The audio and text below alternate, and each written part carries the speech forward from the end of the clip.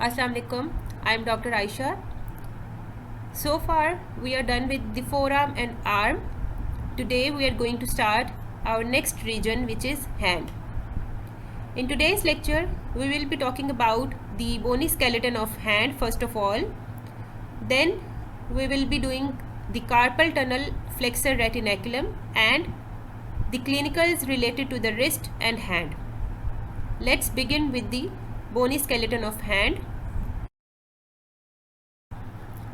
Talking about the bony skeleton of hand, we have 27 bones in hand, which are as follows. This is the carpus or the carpal bones. We have 8 carpal bones altogether. These are the metacarpal bones. As you can see, we have 5 metacarpal bones in the hand and the 14 phalanges. These are the phalanges, which are bones of the digits. 3 phalanges each for each finger and 2 phalanges for the thumb. Let's talk about the carpal bones first of all. Here is an image showing the arrangement and names of the carpal bones in the hand.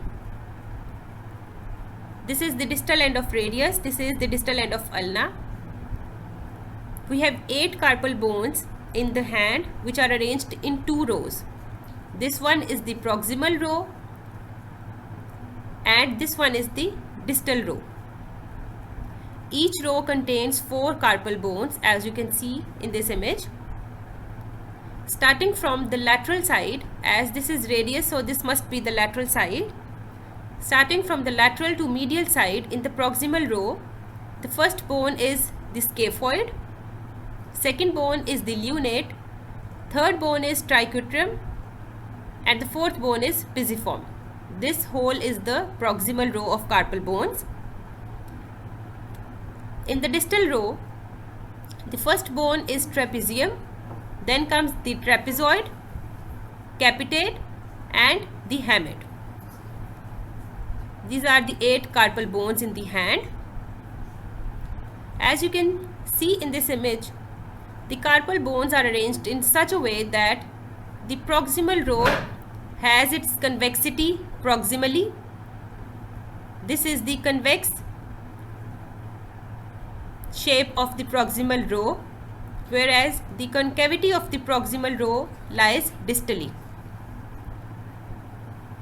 Similarly, in the distal row, you can see the convexity of this distal row lies proximally, whereas the distal row is almost flat distally.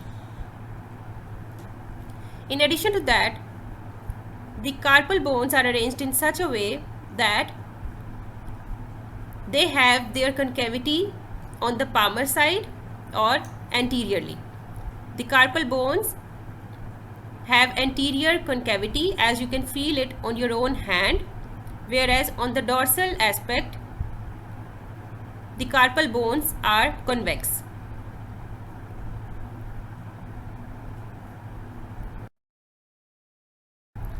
You can remember the names of these carpal bones by remembering this mnemonic. Shelley left the party to take capital hat. S for Shelley, S for scaphoid, left for lunate, T for triquetrum, P for party, P for pisiform, trapezium, T for take and T for trapezoid, capital stands for capitate, and hat for hamate. You can also remember, or you can also make your own mnemonics to remember these carpal bones in the same sequence.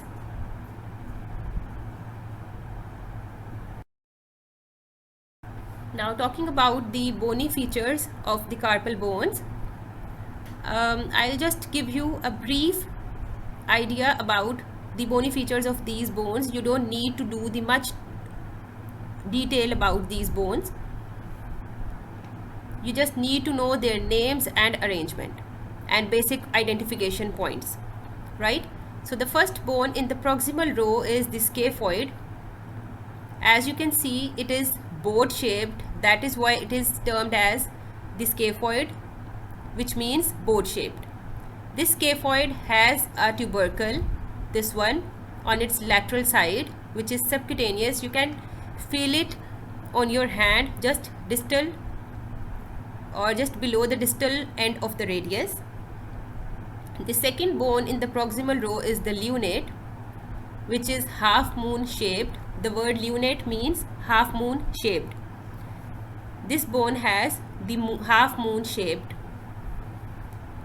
Then we have the triquetrum or the triquetral bone, which is pyramidal in shape. The word triquetrum means three cornered.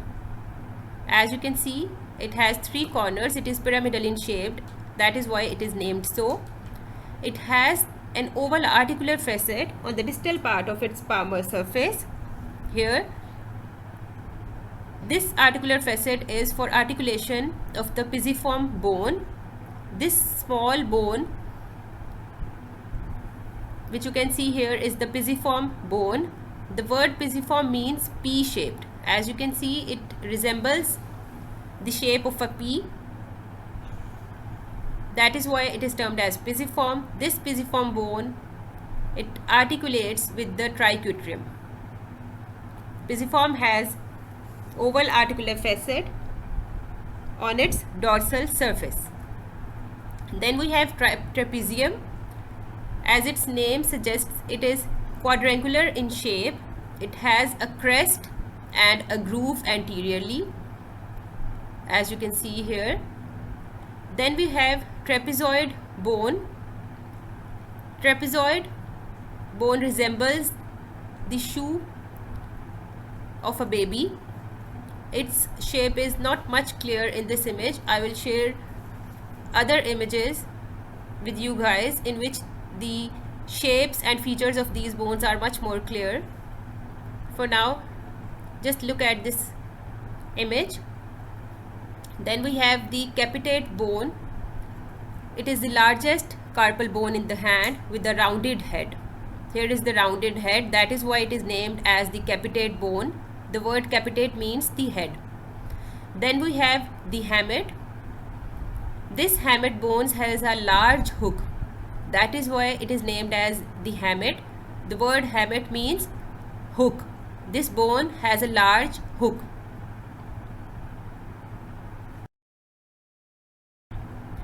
Now talking about the articulations of the carpal bones. The carpal bones not only articulate with one another, but they also articulate with the lower end of the radius and the metacarpal bones. To remember the articulation of the carpal bones, just keep in mind this image.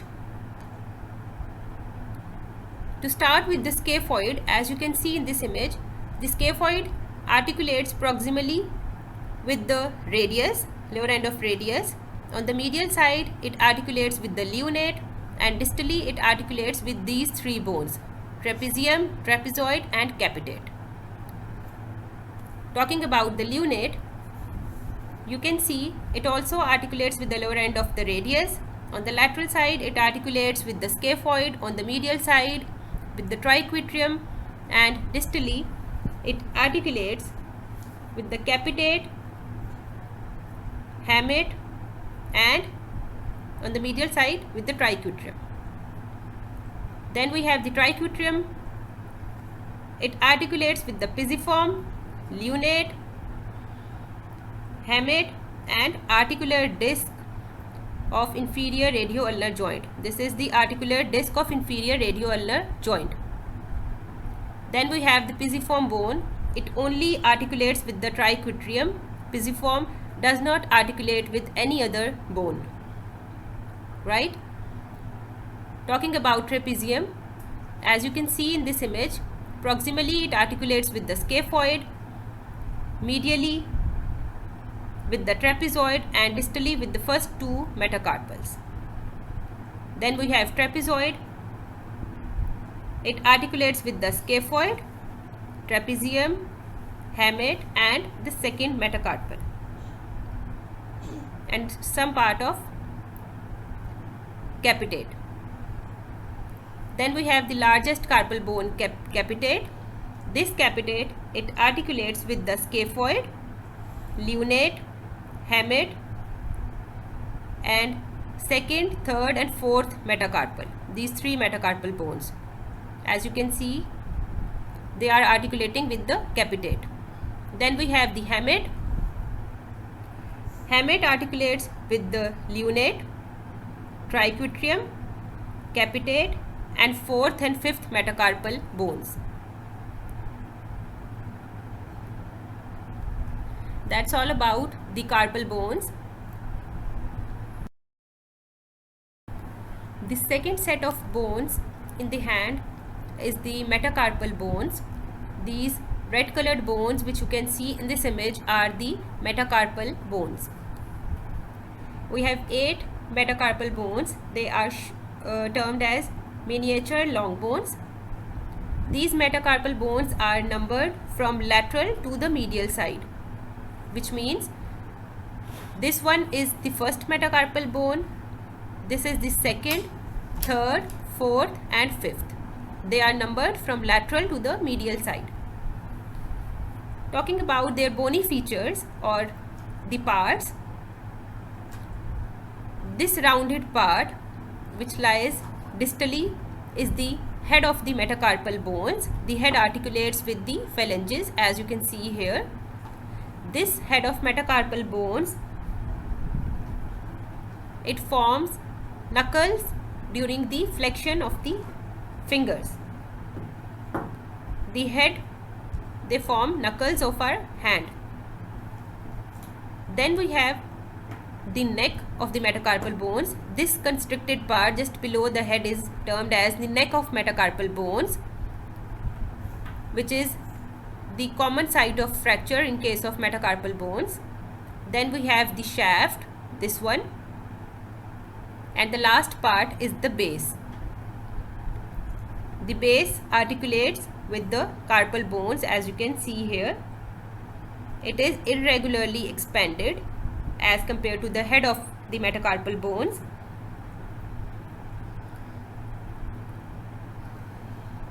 There are some distinguishing features of the first metacarpal bone as compared to the rest of the 4 bones. The first metacarpal bone is the shortest and stoutest of all the metacarpal bones. This first metacarpal bone is rotated medially through 90 degrees relative to the other metacarpal bones, as a result of which the movements of the thumb take place at right angles to those of other digits. Another important point of this metacarpal bone is that it does not articulate with any other metacarpal bone, whereas the rest of the 4 metacarpal bones, they also articulate with each other, but the first metacarpal bone, it does not articulate with these 4 bones. That was all about the metacarpal bones. The third set of bones in the hand is phalanges. We have total 14 phalanges in our hand, out of which 12 phalanges are present in the 4 digits. We have 3 phalanges in each digit and 2 phalanges in the thumb. Let's talk about their bony features. Here is an image showing the bony features and parts of these phalanges. This one is the proximal phalanx, this one is middle phalanx, and this one is the distal phalanx. All phalanges, they consist of a head, shaft and a base, as you can see in this image. The base of the proximal phalanx, it articulates with the head of metacarpal bones, as you can see here. Then we have the shaft. Talking about head of the proximal phalanx, it articulates with the base of the middle phalanx, and the head of the middle phalanx, it articulates with base of the proximal phalanx. The head of The distal phalanges, as you can see here, these heads are non-articular and they are marked anteriorly by a horseshoe shaped tuberosity, this one, which supports the sensitive pulp of the fingertip. That was all about the phalanges of the hand. Another important term which you need to know here is the sesamoid bones. The word sesamoid means seed-like. These are small rounded masses of bones located in some tendons at points where they are subjected to great pressure. These small round bones are commonly found in the tendons of hands, knees and feet. Their function is to protect the tendons from stress. They reinforce and decrease stress on that tendon. Sesamoid bones, they act like pulleys, providing a smooth surface for the tendons to slide over, increasing the tendon's ability to transmit muscular forces. They decrease pressure on the tendon. Most people have 5 sesamoid bones in each hand, 2 at the thumb metacarpophalangeal joint, as you can see here, 1 at the interphalangeal joint of the thumb, 1 at the metacarpophalangeal joint of the index finger on the radial side, this one, and 1 sesamoid bone at the metacarpophalangeal joint of the little finger on the ulnar side, this one. These are the examples of sesamoid bones in the hand. We are done with the bony features of bones of the hand. Now let's discuss various articulations between these bones. The first articulation is the radiocarpal joint. This red line which you can see here is indicating the radiocarpal joint. This joint is between the lower end of the radius and scaphoid and lunate. The second set of joints are termed as the intercarpal joints, which interconnect the carpal bones. These intercarpal joints which you can see here are plain synovial joints. Then we have the midcarpal joint. This red line which you can see here is indicating the midcarpal joint. The midcarpal joint is a complex joint between the proximal and distal rows of the carpal bones. This is the proximal row, this is the distal row. The joint between these two rows is termed as the midcarpal joint, and these small articulations which you can see here are indicating the intercarpal joints. Here is an image showing the ligaments of the various intercarpal joints. These are all the ligaments of intercarpal joints. Then the joints between the carpal bones and the metacarpal bones are termed as carpo-metacarpal joints. Then we have the metacarpophalangeal joints, which are the joints between metacarpal bones and the proximal phalanges. As their name indicates, they are termed as metacarpophalangeal joints because this is the articulation between the head of metacarpals and bases of the proximal phalanges. Then we have the proximal interphalangeal joint. Proximal interphalangeal joint is articulation between the proximal phalanx and the middle phalanx, whereas the articulation between the middle phalanx and the distal phalanx is termed as the distal interphalangeal joint. We have 2 interphalangeal joints in all the 4 digits, which are proximal and distal interphalangeal joints, as we have 3 phalanges in these 4 digits, and we have only 1 interphalangeal joint in the thumb, as we have only 2 phalanges in the thumb. Let's talk about the type of these joints. all the intercarpal joints, they have plain type of synovial joints. All the carpometacarpal joints and intermetacarpal, I repeat, all carpometacarpal and intermetacarpal joints except for the first carpometacarpal joint, they also have the plain variety of synovial joint. The first carpometacarpal joint has the saddle type of synovial joint.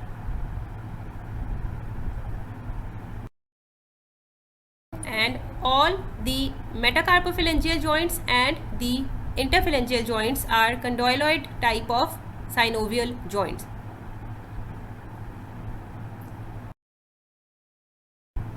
Let's begin, or let's talk about the ossification of bones of the hand. Here is an image showing the ossification in the carpal bones. Ossification of carpal bones occurs in a predictable sequence, starting with the capitate and ending with the pisiform. Will move in a clockwise manner. This is the left hand, and in the left hand will move in the clockwise manner. Will start with the capitate, hamate, triquetrum, lunate, scaphoid, trapezium and trapezoid. Lastly, pisiform will move in a clockwise manner. Their ossification occurs in a sequence, right? At birth, there is no calcification in the carpal bones. The first center appears in the capitate during second month of life. Then comes the hamate. Its center appears during third month of life. Center for triquetrum appears during third year. For lunate, fourth year. Then we have scaphoid. The center for scaphoid appears during fifth year. Trapezium, fifth year. Trapezoid, fifth year. And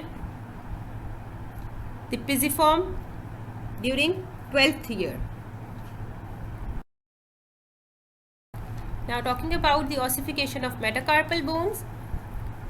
Each metacarpal bone has one primary center for the shaft, which appear during 8th or 9th week of development. The secondary center for 2nd to 5th metacarpals appear for the head, while the secondary center for the first metacarpal appear for the base. The secondary centers for the metacarpal bones, they appear during 2nd to 3rd year and fuse with the shaft during 18th to 20th year. This range varies in different book, but usually this union is between 18th to 20th year. And the primary center for the shaft of proximal phalanx appear during 10th week. The primary center for the distal phalanx appear during 8th week, and primary center for the middle phalanx appear during 12th week. Whereas the secondary center for their bases appear up to the 4th year and fused by the shaft with the shaft by 18th year, up to the 18th year. That's all about the ossification and features of the bones of the hand. Our next topic for today is flexor retinaculum. Here is an image showing the flexor retinaculum. This white band is termed as the flexor retinaculum, or it is also known as the transverse carpal ligament. Flexor retinaculum is a strong fibrous band which bridges the anterior concavity of the carpal bones. As I have already told you, the carpal bones are arranged in such a way that they have their concavity anteriorly. The flexor retinaculum is attached to the 4 pillars of the carpal bones. When the flexor retinaculum, it bridges the concavity of carpal bones, the space deep to this flexor retinaculum is converted into a tunnel which is termed as the carpal tunnel. Here is another image showing the flexor retinaculum. This transverse carpal ligament is termed as the flexor retinaculum. Various structures pass deep to this retinaculum or superficial to this retinaculum. As you can see here, the function or the significance of this fascia, this band of fascia, is that it holds all the flexor tendons passing deep to it and entering the hand in place. It not only keeps these tendons in place, but it also prevents these tendons from pulling out during the movement of hand and fingers. Talking about the attachments of flexor retinaculum, this is ulna, this is medial side, this is radius, and this is the lateral side of the wrist and hand. On the medial side, this flexor retinaculum is attached to the pisiform and the hook of Hammett, while on the lateral side, the flexor retinaculum is attached to the tubercle of scaphoid and the crest of trapezium.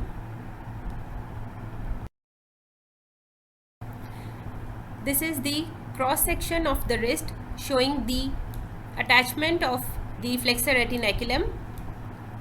These are the carpal bones which are arranged with their concavity facing anteriorly. This green band is the flexor retinaculum, which bridges the anterior concavity of carpal bone. In this way, the space deep to this flexor retinaculum, or you can say the space between the flexor retinaculum and these carpal bones, is converted into a tunnel. This whole space is converted into a tunnel and is termed as the carpal tunnel. This is the lateral side and this one is the medial side. On the lateral side, we have a lateral deep slip, this one. This slip, it arises from the flexor retinaculum. It passes downwards and becomes attached to the groove on the trapezium. In this way, there is a small tunnel formed here through which the tendon of flexor carpi radialis, it passes from forearm and enters the hand through this tunnel. This is the lateral deep slip of the flexor retinaculum.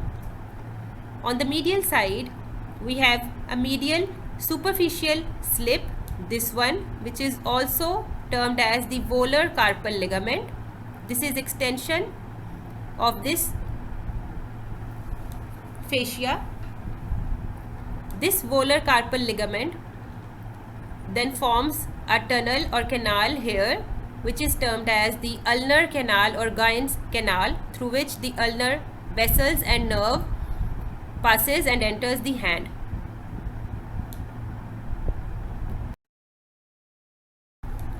Now let's talk about the structures which passes superficial to this flexor retinaculum. The relations of the flexor retinaculum are very important both from viva point of view and from the written point of view. You must remember all the structures which passes superficial and deep to this retinaculum. The first structure which passes superficial to this retinaculum is the tendon of palmaris longus, as you can see here. The second structure is the palmar cutaneous branch of the median nerve.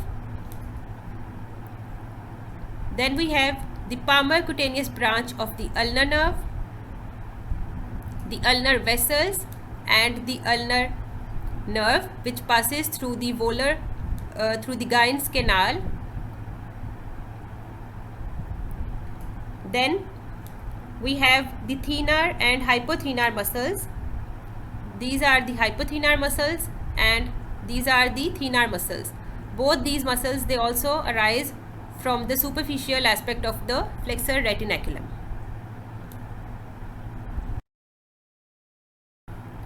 Now talking about the structures which pass deep to the flexor retinaculum, this space which lies deep to the flexor retinaculum is termed as the carpal tunnel. You may also get the question as write about the structures which passes through the carpal tunnel, right? The first structure which passes deep to the flexor retinaculum is the median nerve. This yellow one is the median nerve. Then we have 4 tendons of flexor digitorum superficialis and 4 tendons of flexor digitorum profundus muscle along with their fibrous sheaths. Then we have tendon of flexor pollicis longus, this one,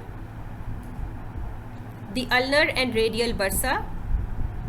This one, this pink one is indicating the ulnar bursa, and this one, this ring is indicating the radial bursa. We will talk about these bursas and all the fibrous flexor sheaths in detail in our subsequent lectures. For now, just remember their names.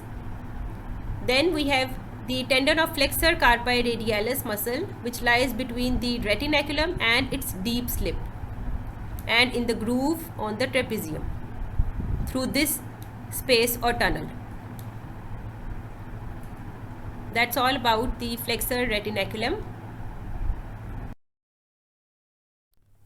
Now let's talk about the important clinicals related to the wrist and hand, which includes fracture of the scaphoid and lunate bones, fracture of hamate, carpal tunnel syndrome, Bennett's fracture, fracture of metacarpal bones, and the phalanges. Let's talk about these one by one. Our first topic is the fracture of scaphoid bone. Here is an image showing the scaphoid bone. This is distal pole, this is waist of the scaphoid bone, and this one is the proximal pole of the scaphoid bone. And these are the 4 types of fractures which can occur in the scaphoid bone. Fracture of the scaphoid is quite common. The most common type of fracture is through the waist at the right angle to its long axis. This is the long axis of the bone, and the bone commonly fractures at the waist right angle to its long axis. The main cause of fracture of the scaphoid is by a fall on the outstretched hand or on the tips of the fingers. Signs and symptoms in this fracture includes swelling and tenderness in the anatomical snuff box and pain on the longitudinal percussion of the thumb and index finger. The importance of fracture lies in its liability to non-union and avascular necrosis of the body of the bone. Let's discuss avascular necrosis in the scaphoid bone. Normally, the scaphoid has 2 nutrient arteries, as you can see in this image. One entering the palmar surface of the tubercle and the other entering the dorsal surface of the body, this one. In these cases, if there is a fracture at this side, if there is a horizontal or transverse fracture at this side, you can see both proximal and distal parts have their own arteries, and they can heal, and reunion of the bone can easily occur because both halves have their own arteries. But in some cases, in about 13% of the cases, both vessels, they enter either through the proximal half or through the distal half of the bone. Let me explain you with the help of another diagram. Here is a diagram showing the fracture of scaphoid bone. In the first case, you can see these 2 nutrient arteries, they are entering the proximal and distal halves respectively, and if there is fracture at this side, both distal and proximal segments have their own nutrient arteries and they heal without necrosis. In the second case, both the nutrient arteries, they are entering through the distal half of the scaphoid bone, as you can see here. In this case, if there is a fracture at this point, the distal half would get its blood supply through these nutrient arteries, but the proximal half, as you can see here, it does not get any blood supply and it undergoes necrosis. In such cases, the healing and non-union of the scaphoid bone is poor.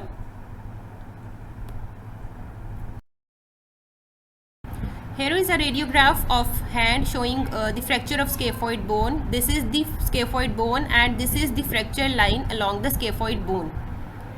Initial radiographs of the wrist may not reveal a fracture. Often, this injury is misdiagnosed as a severely sprained wrist. Radiographs taken 10 to 15 days after the fracture reveals the fracture because bone resorption has occurred there. Due to poor blood supply of the proximal part of the scaphoid, union of the fractured parts may take at least 3 months. The second bone which is liable to get injured in the hand is the lunate bone. Dislocation of the lunate may be produced by a fall on the acutely dorsiflexed hand with the elbow joint flexed. Here is an image showing the arrangement of proximal row of the carpal bones. This is the proximal row of carpal bones, scaphoid, lunate, triquetrum and pisiform. And this blue band is the flexor retinaculum, and the space deep to the flexor retinaculum is the carpal tunnel, this one. Through this carpal tunnel, median nerve passes and enters the hand, as we have already discussed all these points. This is the normal anterior concavity of the carpal bones. In this case, as you can see, there is fracture and dislocation of the lunate bone. When this lunate bone is dislocated, it may compress the median nerve in the carpal tunnel. This compression of median nerve in the carpal tunnel is termed as the carpal tunnel syndrome. We'll talk about the features and symptoms of carpal tunnel syndrome in a while.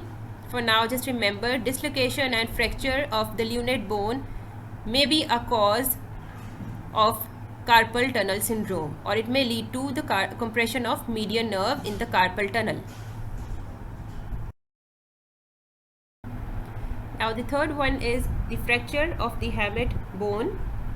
Fracture of hamate may result in non-union of fractured bony parts because of the traction produced by the attached hypothenar muscles.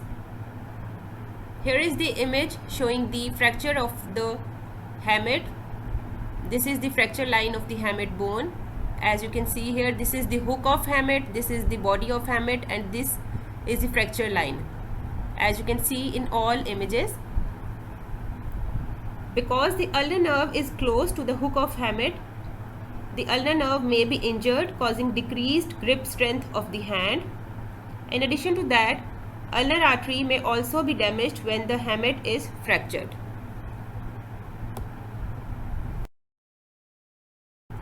Now let's talk about the carpal tunnel syndrome. This is very important topic, both from the viva point of view and from the written point of view as well. Here is an image showing the carpal tunnel and the contents of the carpal tunnel, or you can say the structures which are passing through the carpal tunnel. This is the median nerve. Carpal tunnel syndrome is basically the compression of median nerve in the carpal tunnel at rest. Any lesion that causes compression of median nerve in the carpal tunnel is termed as the carpal tunnel syndrome. Let's talk about the causes of the carpal tunnel syndrome.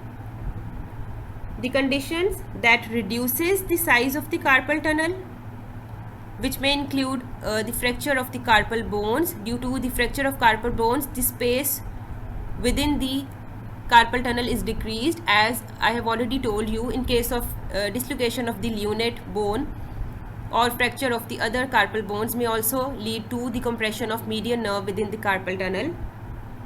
or more commonly the conditions which increases the size of some of the contents passing through the carpal tunnel. For example, if there is inflammation of the synovial sheaths covering the tendons passing through the carpal tunnel, these pink colored structure are the synovial sheaths of these tendons. If there is inflammation and size of these structures are increased, they ultimately leads to the pressure over the median nerve and they cause compression of the median nerve.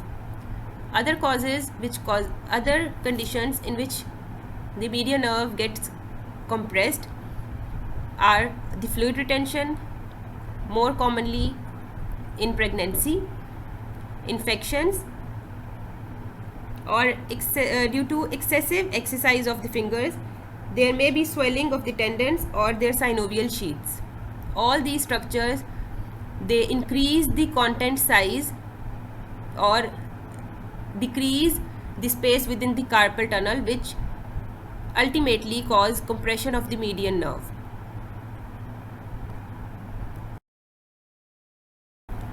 To understand the symptoms or deformity caused by the carpal tunnel syndrome, you must know the branches of the median nerve in the hand.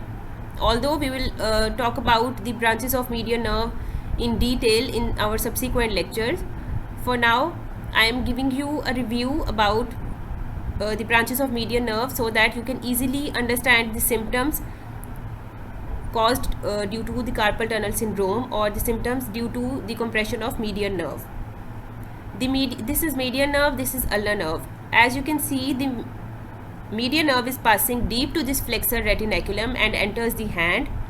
In the hand, it gives off muscular branches to the thenar muscles, which are muscles of the thumb, these one, and it also gives off muscular branches to the first two lumbricals. Then it gives off digital branches which supply skin of the lateral 3.5 digits. In addition to that, it also gives off a palmar cutaneous branch which supplies skin of the center of the palm.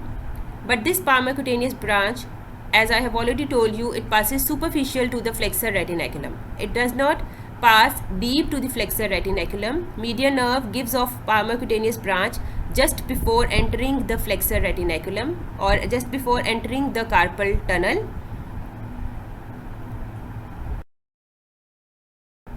When the median nerve is compressed within the carpal tunnel, it causes both the sensory losses and the motor losses as well. The sensory loss include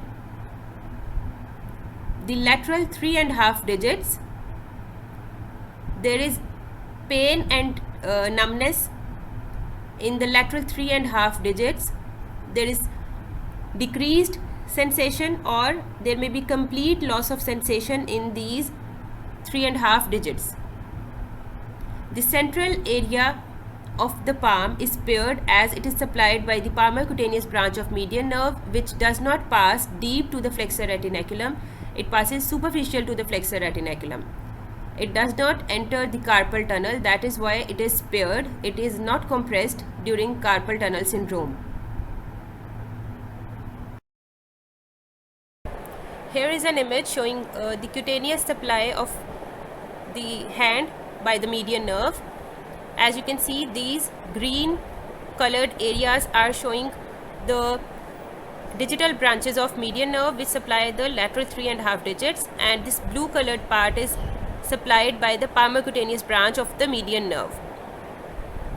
In cases of carpal tunnel syndrome, this blue colored zone is spared and the lateral 3.5 digits are affected.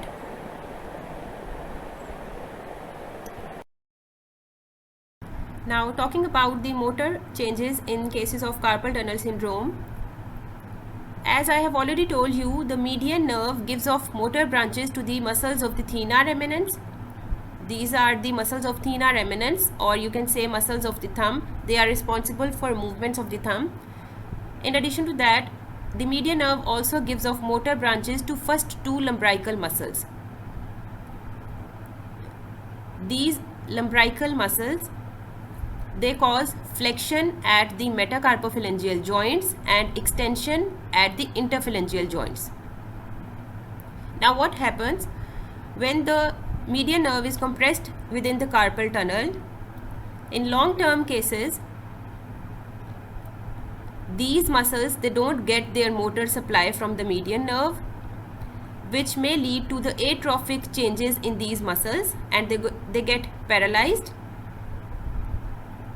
Due to the atrophic changes, there is flattening of the thenar eminence. As you can see here, there is flattening of the thenar eminence, and the hand of the person, it resembles the hand of an ape. That is why this is termed as ape hand deformity. In addition to that, the thumb is laterally rotated and adducted. The person is unable to oppose his thumb. As I have already told you, the lumbricals are responsible for flexion at metacarpophalangeal joints and extension at interphalangeal joints. When the lumbricals are paralyzed due to unopposed action of the long flexor tendons, there is flexion at the interphalangeal joints of the first two digits, and there is extension at the metacarpophalangeal joint. As the lumbricals are paralyzed, they can no longer cause flexion at this joint. So as a result, there is clawing of the index and middle finger in cases of median nerve injuries or the compression of median nerve in the carpal tunnel syndrome. In addition to that, in long-term cases, when the compression is not released, the person may find difficulty in buttoning a shirt as well as gripping things such as a comb.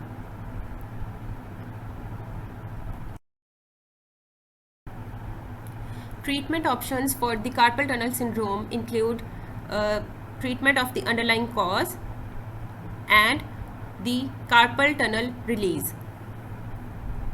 To relieve both the compression and the resulting symptoms, partial or complete surgical division of flexor retinaculum is required. This procedure, in which the the flexor retinaculum is incised, is termed as carpal tunnel release. This is the site where the skin incision is given.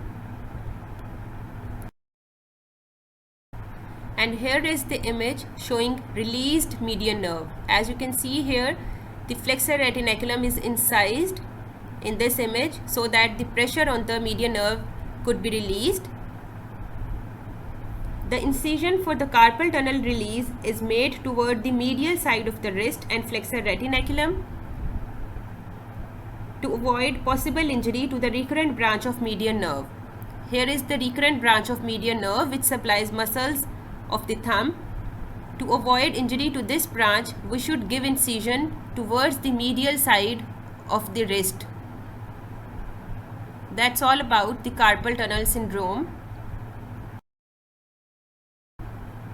The next fracture is the Bennett's fracture, which is fracture of the base of first metacarpal bone. As you can see here, this is the first metacarpal bone, and here is the fracture at the base of first metacarpal, which is termed as the Bennett's fracture. This fracture involves the anterior part of the base and is caused by a force along its long axis. This is the long axis of the bone. Force along the long axis of the bone leads to this kind of fracture. The thumb is forced into a semi-flexed position and cannot be opposed. The fist cannot be clenched in this case.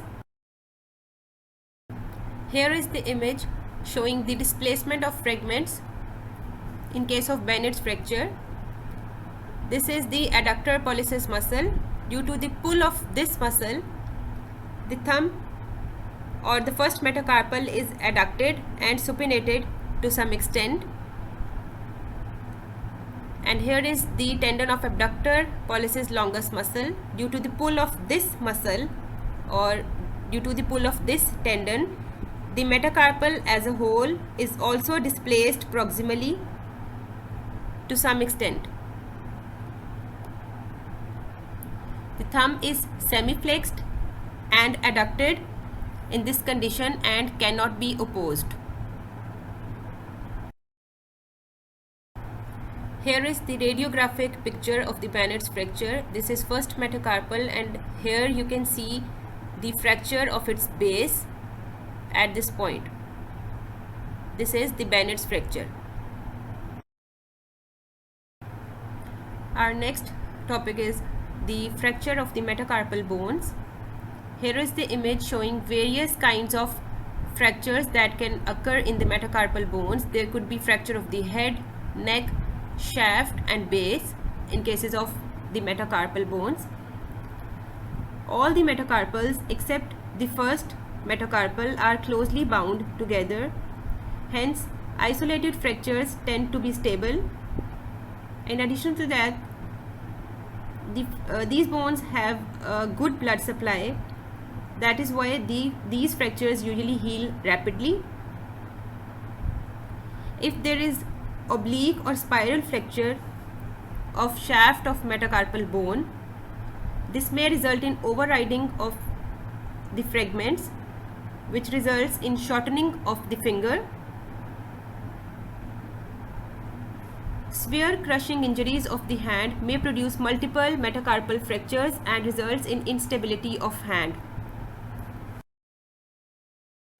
Among these fractures, fracture of the fifth metacarpal bone is very common.